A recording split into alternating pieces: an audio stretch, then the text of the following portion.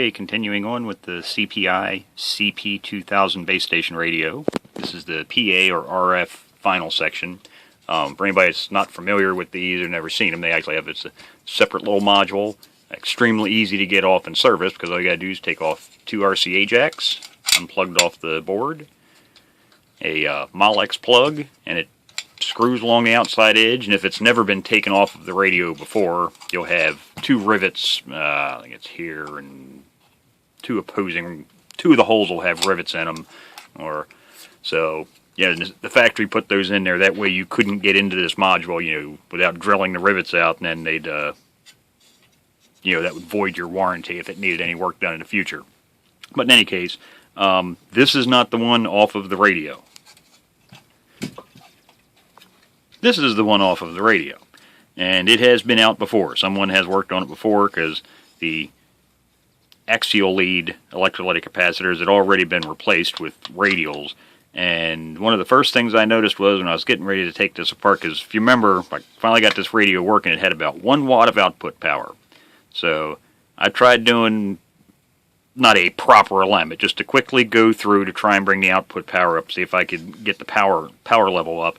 And it was already maxed out. That was the maximum power, 1 watt. And the first thing I noticed when I pulled this module off was the coax connector was not even soldered. Now it is now, because I tried to, to see if that was the problem. So it has been resoldered. But yeah, there was no solder on it. It literally just take these nuts off, unscrew the two nuts, retaining nuts for the transistor, for the heatsink on the transistors off, and the module fell out. It wasn't even soldered on. So yeah, not a good sign. You can see the one coil's been tweaked here a little bit. Somebody's got dielectric or heat transfer grease gooped all over the tops of the driver and final transistors. So yeah, they nuked and they had a little bit more testing. Yeah, the final transistor, it is nuked. And actually, if you look at the back of it, maybe hard to tell on the camera, but you can see how the top one, getting a light, that actually is a little worse. The top one's still nice and gold looking. The bottom one's kind of brownish, black ink looking. That's because it's charged. So yeah, somebody pretty much nuked the final in this. So much easier. We have spare module right here that is in perfectly good working condition. Then you can see it's even better condition. The board's still nice mirror finish. So 3 electrolytic radial capacitors. So the board's already been taken out. Those capacitors changed, put back in. So, but like I say, if you've never seen one of these out before, this is unlike pretty much any other CB radio you're ever going to find, other than other CPI radios, but this is unlike any other CB radio you've probably ever seen that actually had a real CB radio, that had a FCC, ID approval number on the back of it, which this radio has. But the rare thing is, yeah, look at the size of the driver and final transistors in this. Yeah, if you're an amplifier person, you're familiar with those. People call them pills because they're, the white ceramic. It looks like a little pill. Yeah. So yeah, that's one reason these radios are so popular and demand such extremely high prices. Is these units are actually extremely durable. You set this radio to normal output power, you really never should have to take this off, except for after several decades to change a few electrolytic capacitors. But other than that, you will never overpower these trans. And now that without checking, I can't remember for sure. It had been a long time since I had a data sheet out on one of these, but I believe the final in this is like a 40 watt transistor, manufacturer's specification. But you do not want to do, and let me reiterate this: you do not want to set your radio up so it's doing that much damn power, because what you're going to end up doing is basically sticking a firecracker inside of your power supply. The amplifier section may be able to do that much power, but I can guarantee you that turn the scanner down here, but I can guarantee you that the power supply in this radio can come nowhere close to supplying enough power to power this thing at full power. So set it as it was designed, factory power. You can get a little bit more out of it safely without, sacrificing the power supply, so you can turn it up slightly, but I mean very slightly, maybe an extra watt or two, a little bit more on sideband. That's fine. Leave it alone. Just because it's got big transistors doesn't mean you should go in here and start screw turning, trying to get every maximum ounce of power out of this thing that you can and turn it into a damn splatter box. It's an extremely well designed and engineered radio, with the exception of maybe the EEPROMs that burn up. But other than that, leave it alone. You know, this is one of those almost perfect radios. You did not need to modify them. So there you go. There's the PA or RF final unit out of the CP2000 base. Okay, so here's the CP2000 base station from Communications Power Incorporated, or CPI. Pretty much all back together with the exception of the top cover. You've already seen most of the inside pretty much. Power supply, everything's, you know... now this is kind of the Frankenstein's monster of radios, because we had one with a bad EEPROM, and this one with other problems of its own, power supply, PA unit or RF final unit. The other one had some other problems. The other one was extremely rusty and corroded in the front. I don't want to say it was dipped in water because none of the controls were bad, but the front, the chassis was just horrible on the inside. So we basically took the best of both worlds and combined them to put together one good working radio. So this is the result. And, you know, best at all parts, you know, best knobs, best faceplate. Like I say, try to pick all the best of all the parts. So all the caps have been replaced inside.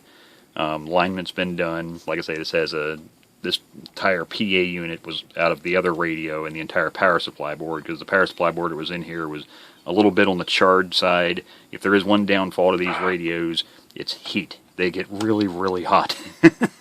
They could almost use a tiny little fan right here in the corner. Almost wouldn't hurt. I don't like fans in radios, but this one does have the shielding plate, so yeah, it might almost not be bad to put a little small fan, you know, over here in this corner, blowing across this heatsink. Because like I say, man, they really do generate some temperatures. And speaking of getting hot, you will notice, get a pointer here, these three ICs here it's actually hooked up to an antenna. The EEPROM now have heat sinks on them. See, they're nice little cute little aluminum heat sinks. I think I showed that in a previous video. So these were cut apart on a bandsaw. Bottoms smoothed out, so they're very smooth. And then they're actually glued on there. They're not going anywhere. You know, they're stuck on there for life. And that actually they can be popped off. The glue is, I don't want to say it's fragile. It's not like your normal silicone. It's really stretchy. But it's actually thermal heat transfer adhesive. So it's a glue, but it's meant to do just this, to glue stuff like heat sinks. And so it's thermally conductive. And that's why we wanted to use it, because these three ICs get holy shit hot. So we would want to try and keep them cold, because not that I don't like this customer or working on these radios, but I would prefer to never see this radio again because something in here failed because of heat. So like I say, added these heat sinks, that'll help to dissipate the heat off of these three ICs, because these get really, really hot. I mean, ridiculously hot. And the EEPROM, it gets a little bit warm, but I mainly put it on there because we want to do everything we can to try and preserve that, because if that ever goes bad in this radio, it'll turn it into a brick. So there it is, all back together. Not a lot else to describe inside of it, so let me get the cover back on it so you can see it together and show you what the transmit looks like. Okay, so there's the cover back on. I've got this has the bail foot, like a lot of test equipment had back in the day. Has the bail foot on the bottom so you can jack the front end of the radio up. One word of advice: when you wire microphone jacks for this, these are wired fairly uniquely in that they basically run two different grounds. There's circuit ground and chassis ground. So when you wire one of these, you're probably not only going to have to rewire a mic plug in, but also the internals of your actual microphone. In these radios, pin 1 is audio, okay? Pin 2 will be the shield. So, you know, inside his mic cord, you always have one wire. It's usually white, has the copper braid going around it. That goes to pin 2. That's it. It doesn't go to anything else, unlike like a Cobra wiring. That's very popular. A lot of people are familiar with that.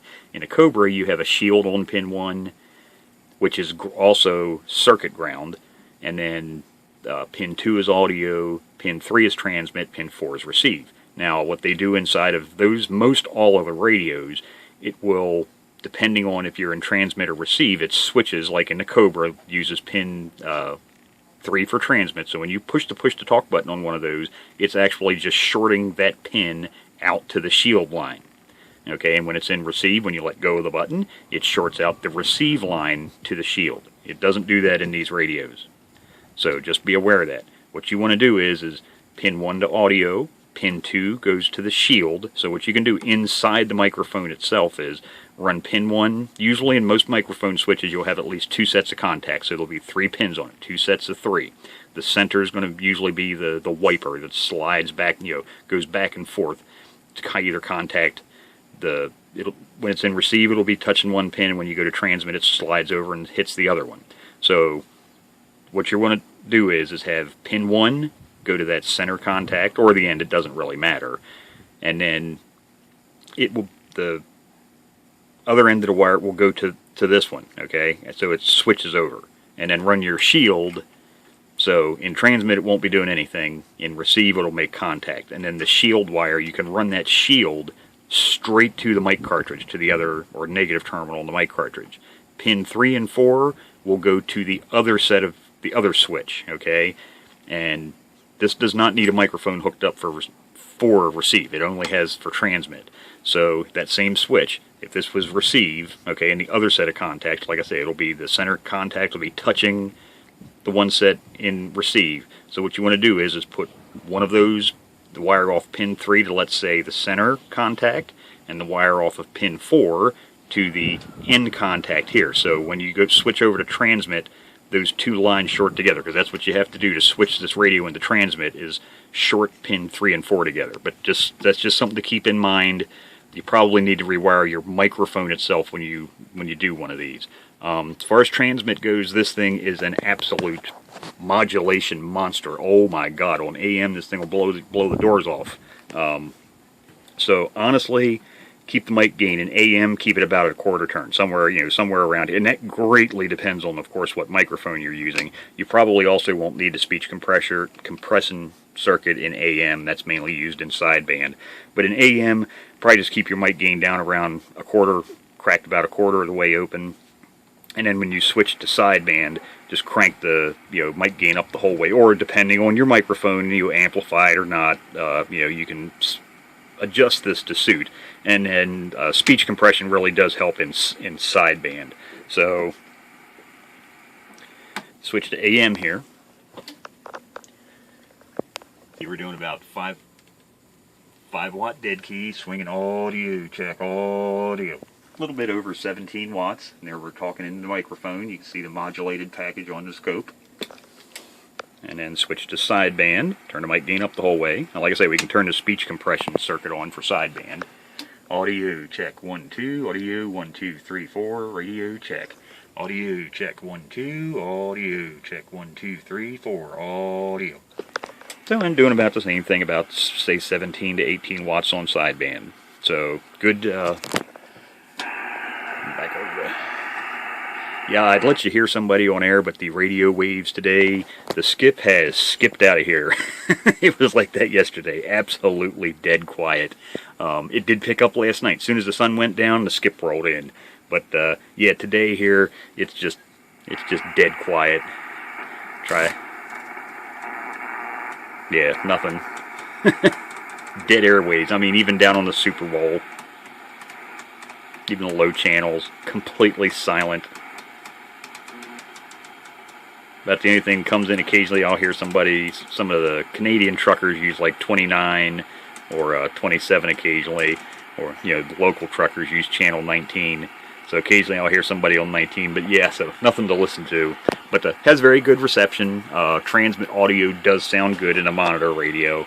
So there you go. There's a completed CPI CP2000 base station.